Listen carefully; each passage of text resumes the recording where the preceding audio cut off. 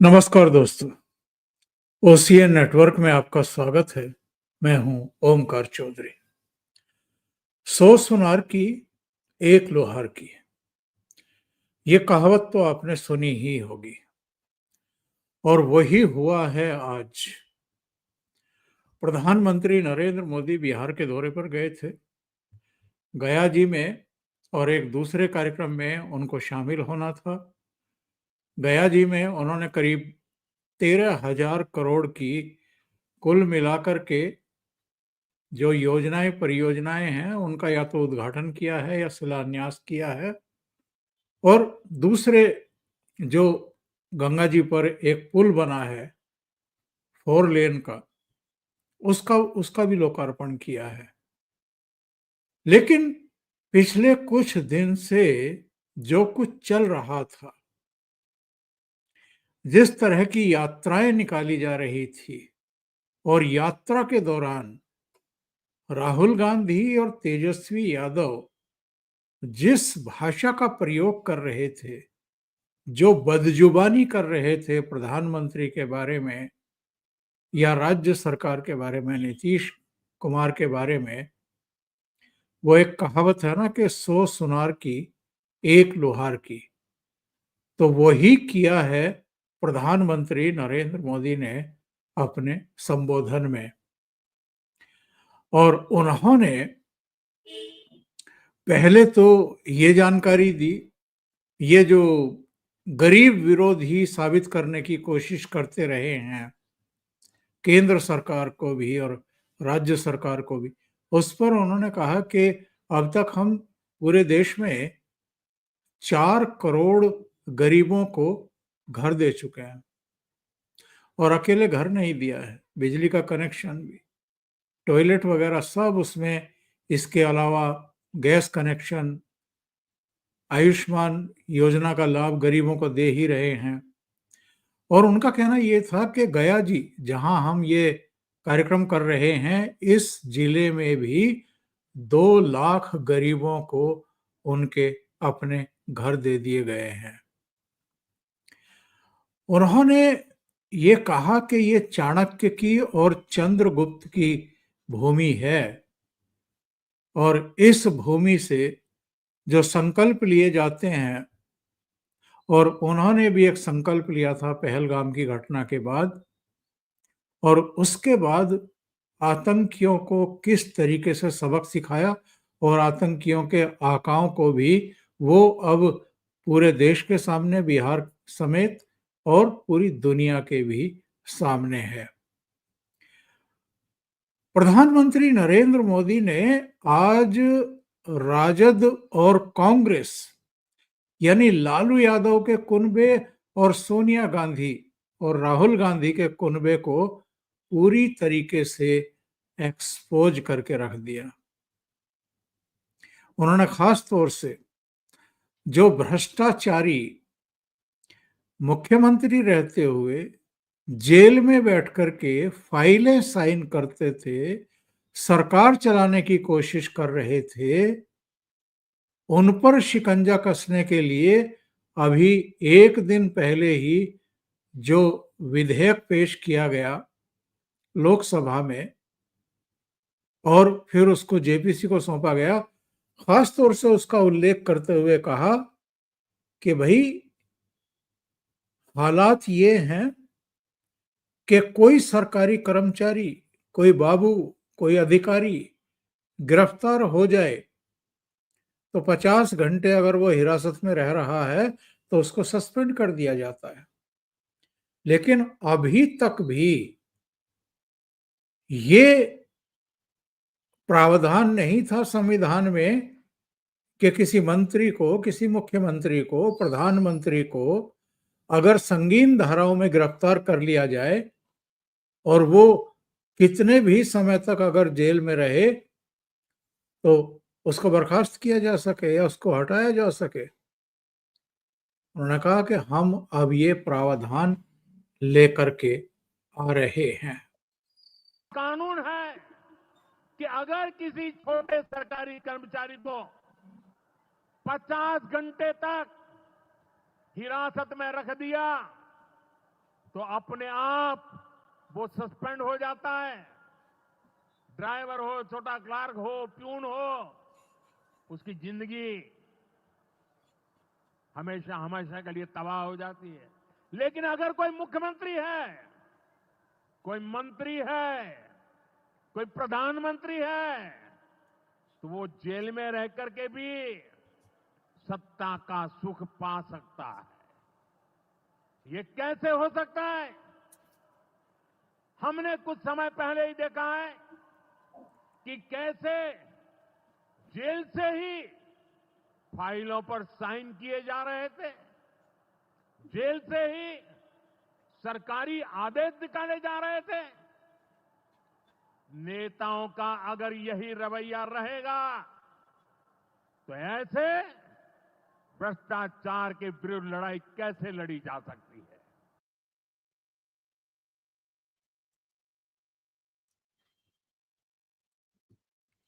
जो भ्रष्टाचार पर करारा प्रहार करने के लिए सरकार कानून लेकर के आ रही है, उसके बारे में प्रधानमंत्री ने अपनी जनसभा में ये जानकारी दी और उन्होंने ये भी कहा कि ये कांग्रेस का और आरजेडी का, दोनों, लालू यादव का परिवार और सोनिया गांधी, राहुल गांधी का परिवार, ये घुसपैठियों के साथ भी हैं, केवल भ्रष्टाचारियों के साथ नहीं है। क्योंकि जब ये कानून पेश किया गया, विधेयक पेश किया गया पार्लियामेंट में, तो सबसे ज्यादा हल्ला काटने वाली कांग्रेस पार्टी थी, समाजवादी पार्टी थी, टीएमसी थी, और इनके जो दूसरे इंडिया अलायंस के घटक दल हैं वो थे। सब विरोध कर रहे थे, नारेबाजी कर रहे थे कि साहब, भ्रष्टाचारी अगर कोई मुख्यमंत्री है या कोई प्रधानमंत्री है या मंत्री है, तो उसको गिरफ्तारी के बाद अगर वो जेल चला जाता है तो उसको बर्खास्त नहीं किया जाना चाहिए, उसको पद से नहीं हटाया जाना चाहिए। और ये वो लोग हैं, राहुल गांधी के बारे में तो आप जानते हैं, 2013 में जब लालू को बचाने के लिए मनमोहन सिंह सरकार एक अध्यादेश लाई, क्योंकि सुप्रीम कोर्ट से एक व्यवस्था की गई थी, एक आदेश आया था कि अगर किसी पॉलिटिशियन को 2 साल की सजा हो जाती है तो उसकी संसद सदस्यता या उसकी विधायकी अपने आप ही खत्म हो जाएगी, स्वतः ही रद्द हो जाएगी। और लालू यादव के सहयोग से सरकार चल रही थी, तो मनमोहन सिंह सरकार सुप्रीम कोर्ट के उस आदेश की काट करने के लिए एक अध्यादेश ले आई थी। और राहुल गांधी ने उस समय प्रेस क्लब ऑफ इंडिया में, दिल्ली में, पत्रकारों के सामने कहा कि मैं ऐसे अध्यादेश को फाड़ करके रद्दी की टोकरी में फेंकता हूं जो भ्रष्टाचारियों को बचाता हो। और पिछले दिनों हमने और आपने क्या देखा है, इतना बड़ा यू टर्न कि तब तो आप बड़े आदर्शवादी बनते थे और ये एक मैसेज देने की कोशिश कर रहे थे कि आप भ्रष्टाचार करने वालों के साथ नहीं हैं, उनको बचाने के आप फेवर में नहीं हैं, पक्ष में नहीं हैं। और अभी सासाराम की जनसभा में उन्हीं लालू यादव के गले मिल रहे थे राहुल गांधी, और उन्हीं के बेटे के साथ, जिन पर रेलवे की नौकरी देने की एवज में जमीनें बनाने और जमीनें लिखवाने का गंभीर आरोप है। अकेले लालू यादव पर नहीं, उनकी संतानों पर भी ये आरोप है, जिसकी जांच एजेंसियां कर रही हैं। तो उन तेजस्वी यादव के साथ राहुल गांधी इस समय बिहार पर्यटन पर हैं, बिहार के दौरे पर हैं, और रोज प्रधानमंत्री नरेंद्र मोदी को गालियां देते हैं। तो इतना बड़ा परिवर्तन। प्रधानमंत्री का कहना यह था कि ये भ्रष्टाचारियों के साथ भी हैं, ये भ्रष्टाचार में खुद भी लिप्त हैं, घोटालों के गंभीर आरोप हैं, बल्कि उन्होंने तो यहां तक कहा कि कोई बेल पर घूम रहा है और कोई कोर्ट कचहरियों के चक्कर काट रहा है। इनके तो ये हाल है। और उनका ये भी कहना था इस रैली में बहुत बड़े प्रहार किए हैं। और प्रधानमंत्री के बारे में एक बात बिल्कुल क्लियर है कि जब भी वो किसी चुनावी राज्य में जाते हैं, पूरा माहौल चेंज कर देते हैं। इसीलिए मैंने कहा कि 100 सुनार की एक लोहार की। पिछले कई दिन से ये लोग बिहार में वो यात्रा निकाल रहे हैं और उन सभी जिलों से होकर के ये यात्रा गुजरने वाली है जहां मुस्लिम मतदाताओं की तादाद 5% से लेकर के 24-25% और 30-32% तक है। केवल मुस्लिम बहुल इलाकों में और जहां जहां जिन जिन सीटों पर वो प्रभाव डालते हैं, ऐसी ही सीटों और जिलों को चुना है इन लोगों ने। तो प्रधानमंत्री ने ये भी कहा कि ये जो एसआईआर चल रहा था बिहार में यानी मतदाता सूचियों का सत्यापन, जिसमें घुसपैठियों की भी पहचान हो रही है, उनको सूची से बाहर निकाला जा रहा है। जो अब इस दुनिया में नहीं है उनकी भी पहचान की जा रही है, उनके नाम हटाए जा रहे हैं। जिनके 2 जगह वोट बने हुए थे उनके नाम हटाए जा रहे हैं, यानी एक जगह से हटाया जा रहा है।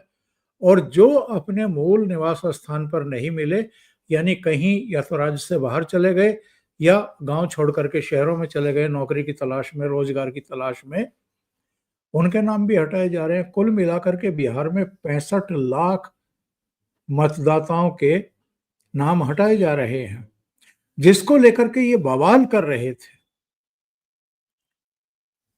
इनको पीड़ा ये है कि जो घुसपैठिए हैं, कोई रोहिंग्या हैं, बांग्लादेशी हैं या जो भी हैं, उनके नाम क्यों काटे जा रहे हैं?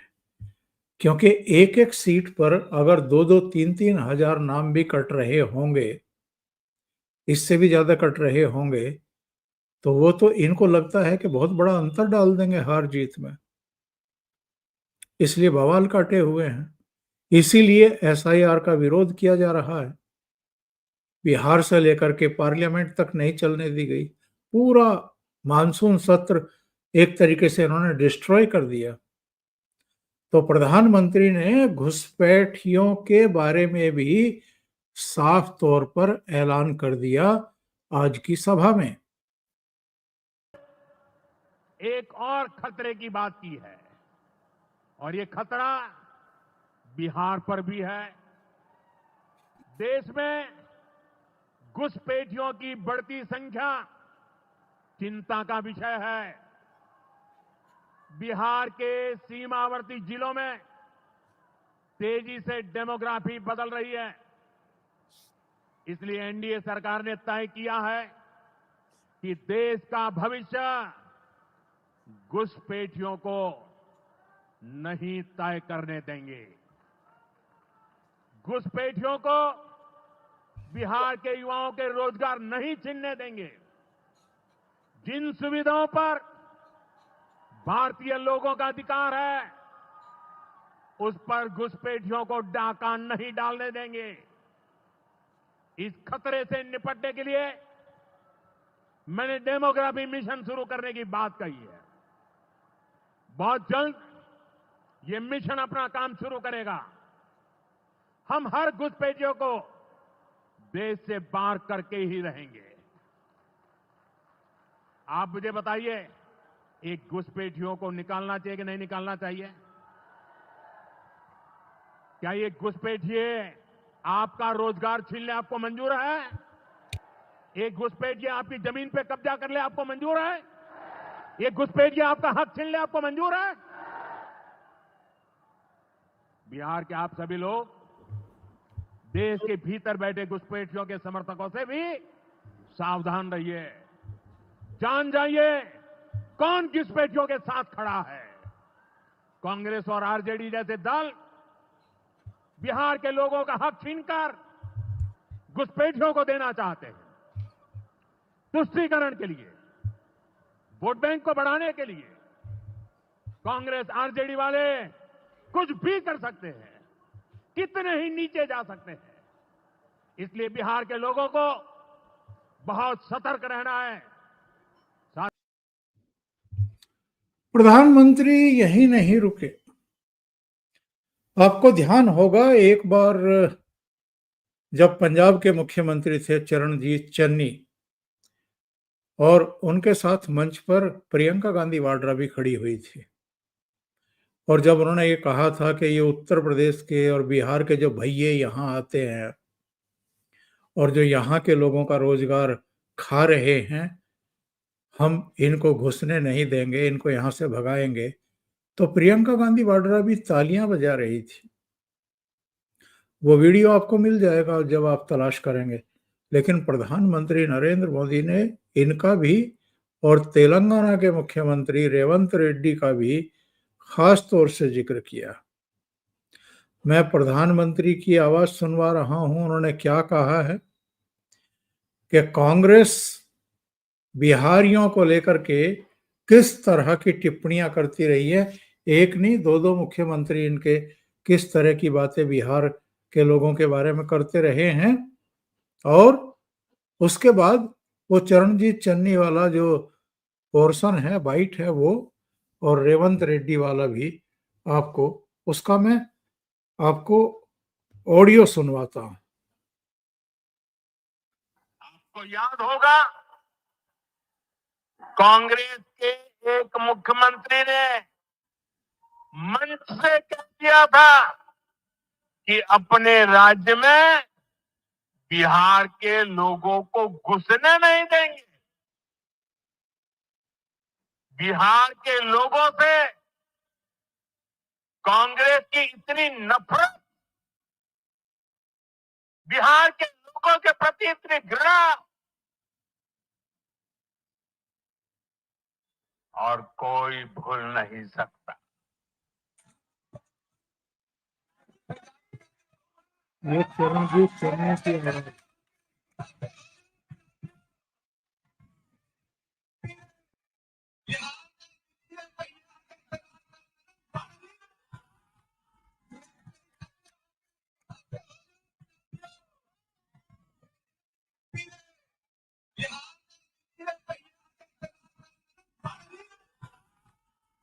डीएनए तेलंगाना, बिहार डीएनए से तेलंगाना डीएनए बेहतर है, बिहार डीएनए से तेलंगाना डीएनए बेहतर है। कांग्रेस का बिहार के लोगों के प्रति जो दुर्व्यवहार देखने के बाद भी यहां आरजेडी वाले गहरी नींद में सोए पड़े थे।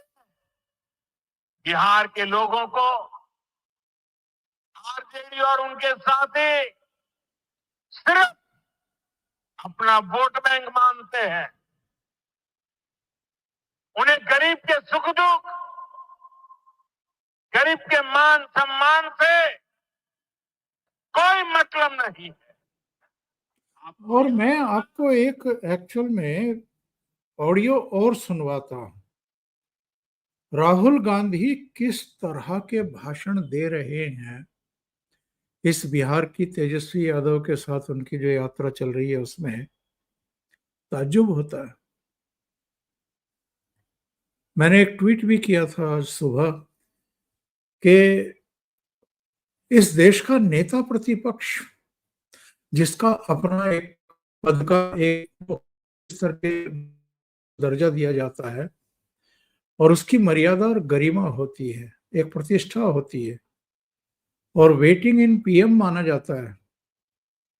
सुषमा स्वराज जैसे नेता प्रतिपक्ष रहे, अटल जी नेता प्रतिपक्ष रहे, आडवाणी जी भी रहे, उससे पहले कई दूसरे चेहरे जो हैं वो नेता प्रतिपक्ष रहे। लेकिन ऐसी दरिद्रता, ऐसी बदजुबानी, इस तरह का हल्कापन, ये तो कभी नहीं देखा गया। सुन लीजिए क्या कह रहे हैं, आपकी समझ में आएगा कि ये किस तरह का विश्वमन कर रहे हैं और खास तौर से प्रधानमंत्री के बारे में किस तरह की जबान का इस्तेमाल कर रहे हैं।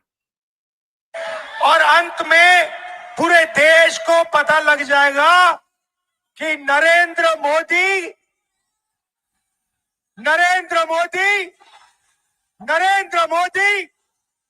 क्या चोरी करता है, क्या चोरी करता है, क्या चोरी करता है। नरेंद्र मोदी वोट चोर। और अंत में पूरे देश ये हाल, ये इनकी बदहवासी, ये इनकी जो लगातार विफलताएं हैं, जो जनता इनको लगातार ठुकरा रही है, कई बार लगता है कि ये आपा खो चुके हैं, संतुलन रह नहीं गया है। वरना आप अगर नेता प्रतिपक्ष के पद पर हैं और अगर आप देश के तीसरी बार चुने हुए प्रधानमंत्री के बारे में चर्चा कर रहे हैं, भाषण दे रहे हैं, तो इसकी एक गरिमा होनी चाहिए, इसकी एक मर्यादा होनी चाहिए, शब्दों का चयन ठीक होना चाहिए। शालीन तरीके से भी आप कड़ी से कड़ी आलोचना कर सकते हैं, लेकिन राहुल गांधी, ऐसा लगता है कि जैसे शालीनता से उनका कोई दूर दूर तक का लेना देना नहीं है, शिष्टाचार से उनका कोई मतलब नहीं है, और इसके चलते वो कांग्रेस का तो कबाड़ा कर ही रहे हैं। कांग्रेस तो लगातार चुनाव दर चुनाव हारती ही जा रही है। इनके साथ जो भी दल हैं वो भी इसका खामियाजा भुगत रहे हैं और खामियाजा भुगतने के लिए अभिशप्त हैं। एक वीडियो वायरल हो रहा है, आज का ही है, प्रधानमंत्री की सभा का ही है। उन्होंने कुछ परिवारों को, एक महिला को, एक पुरुष को, एक दिव्यांग को उनके घरों की चाबी सौंपी, और एक दिव्यांग था, उसको लेकर के सोशल मीडिया पर तमाम मैसेज चल रहे हैं। ये जो राहुल गांधी का आजकल वोट चोरी, और जिस पर चुनाव आयोग ने भी प्रेस कॉन्फ्रेंस की और मुख्य चुनाव आयुक्त ने बहुत कड़े शब्दों में उनकी निंदा भी की है और कहा है कि 7 दिन के भीतर या तो आप हलफनामा दें या देश से माफी मांगे, नहीं तो हम मान लेंगे कि जो भी आप आरोप लगा रहे हैं वो पूरी तरह बेसलेस हैं, यानी वाहियात हैं। तो लोगों का कहना यह है कि जरा इस दृश्य को देखिए, ऐसे नरेंद्र मोदी वोट चोरी करते हैं। वो दृश्य मैं आपको दिखा देता हूं। कुछ सुगम हुआ है। जोरदार तालियों से आइए स्वागत करें इन अलौकिक पलों का। जैसा कि आप सभी जानते हैं, माननीय मुख्यमंत्री श्री नीतीश कुमार जी के मार्गदर्शन में दिव्यांग पेंशन को हाल ही में बढ़ाया गया है।